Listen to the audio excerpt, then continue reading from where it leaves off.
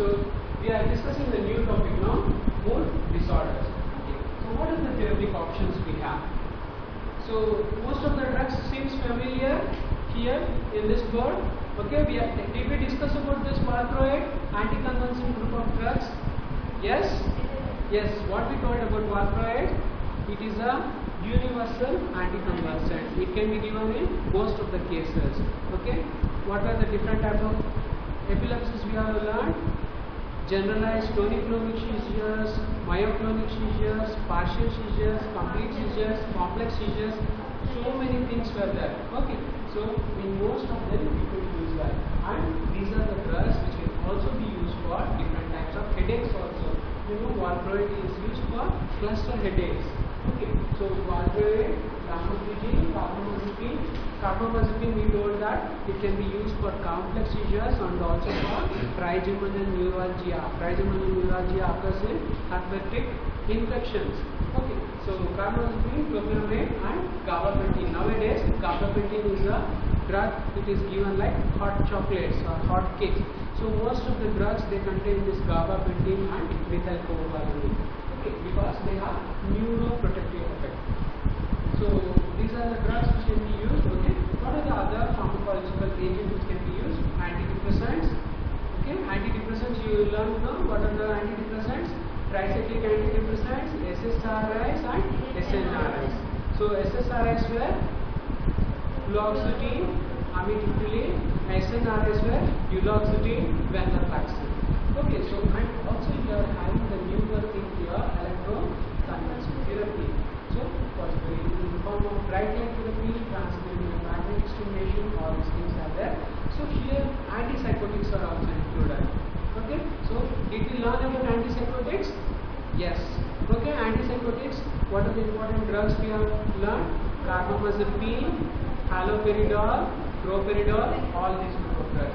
The second generation antipsychotics are clozapine, olanzapine, tilanzapine, respirators, aripiprazole, all these group of drugs. So today it is like a class of summation.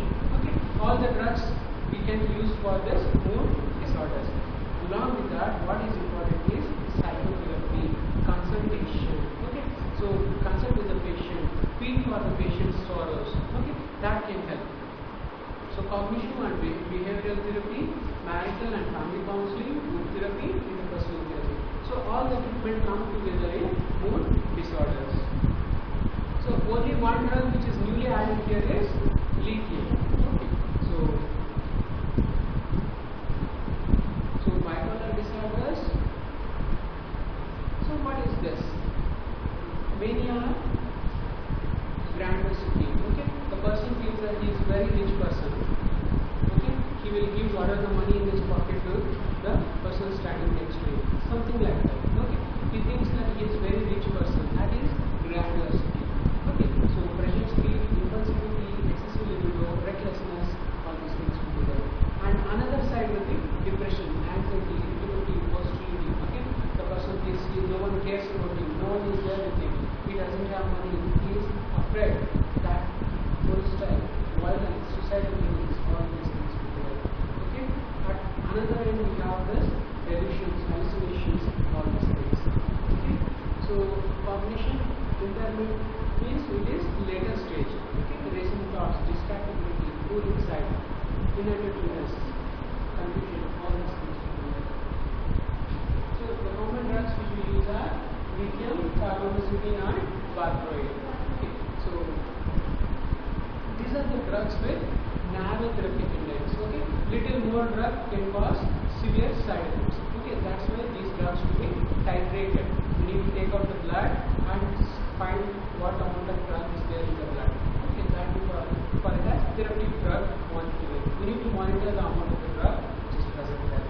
Okay, so what are the factors which affect the lithium pharmacokinetics? Today we will be discussing more about lithium because most of the other drugs we have discussed in the previous classes. Okay, so the important point we need to remember is they have narrow therapeutic index. Okay, we need to be careful while using this drug. Slow onset of action. That means it will take 15 days to 20 days for its action to be known. As similar to antipsychotic drugs or antidepressant drugs. Most of the drugs will take time. So it is to be used carefully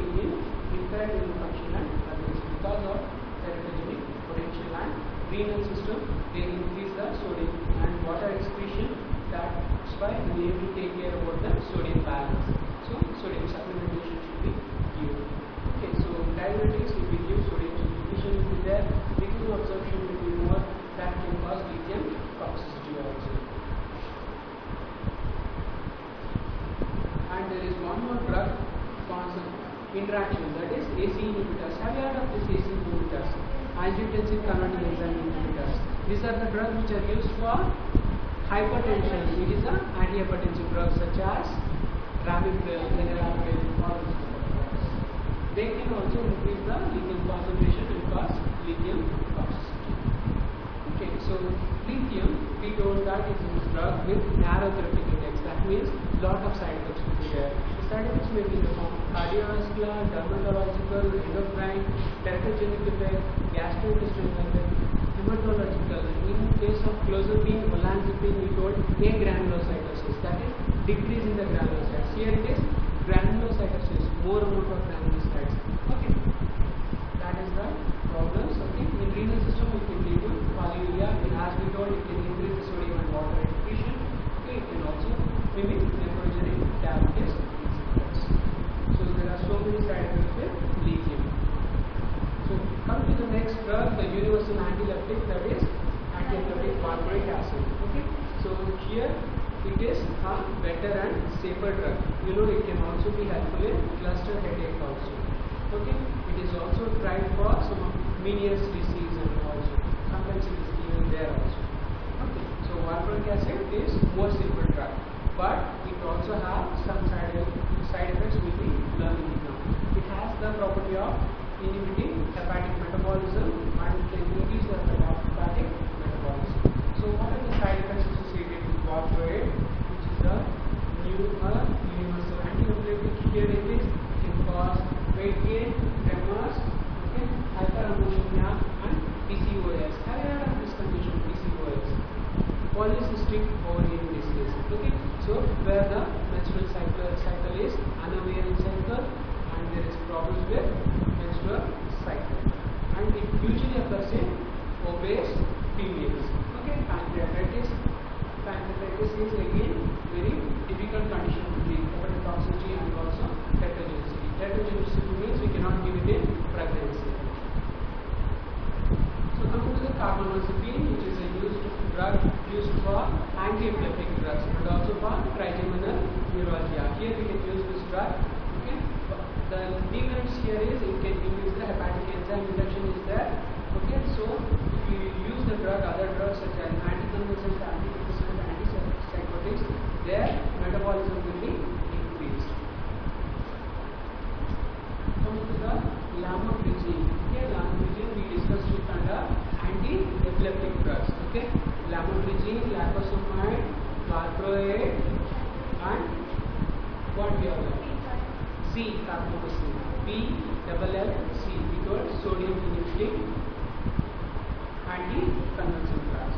Okay, the negative point here is you can go for serious adverse effects or allergic reactions such as Stevens-Johnson syndrome and toxic electrolysis. The next group of drugs here is CNS Stimulants. Okay, so sometimes if the person is under depression or mood disorders, they have tried this CNS stimulants. The most common CNS stimulants we all daily consume is coffee. Coffee contains caffeine. Caffeine is a methylxanthine, which is a CNS stimulant. Okay, so we'll learn about other CNS stimulants. Okay, so we have predominant stimulant effect on the central nervous system. Okay, so they have convulsant action. If the dose of this CNS stimulant is increased, remember they can cause convulsions. Respiratory stimulants, psychomotor stimulants, and hallucinogens. So they have little effect on mental effect, little effect on mental function if it is used at optimal dose. But if they are used at higher dose, they can cause problem with this mental function. They can act mainly on the brainstem and spinal cord, and we told they can cause convulsion. And the drugs are called as analeptics. The drugs which increase the convulsive property. Okay, we call them as analeptics. The the drug here is Picrotoxin, obtained from the fish belly, blocks the action of GABA. We told that GABA is a inhibitory neurotransmitter in the brain. It suppresses the brain. But if this suppression is removed, Picrotoxin is the one which can block the action of GABA. That means continuous CNS stimulation. Okay, more action of dopamine, NMDA, AMDA, all the stimulus will be unopposed. Okay, that's why it will be CNS stimulation. The next drug is Doxapram, similar to other drugs. Okay, bigger margin of safety, that is helpful for the patient and will cause respiratory stimulation, and still higher doses it will cause convulsions. The negative points here is coughing, restlessness, all these things will be there.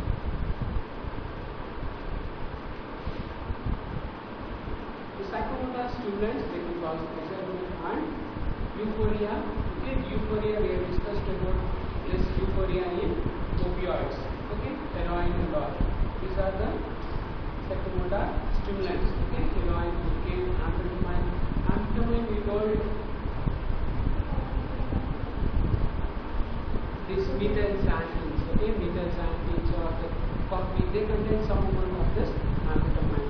Cocaine we have discussed, it is a opiate receptor. And Valproic is a newer drug we have discussed today. Okay, nicotine, it is present in tobacco. Okay, tobacco or the smoking, we get this nicotine. Most of the time these Methylxanthines are used for the treatment of cough. Okay, have you heard of Lithium, Deriphyllin injections? Have you heard of this Deriphyllin injection which is given for asthma and chronic obstructive pulmonary disease? So in the emergency ward we use this Lithium, theophylline injections for them. Okay, so it can also cause CNS stimulation and respiratory stimulation, and the drug is given in excess, it will cause convulsions.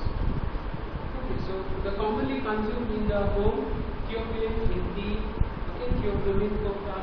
Have you heard this coca anywhere else? Everyone has eaten dairy milk chocolate? Yes.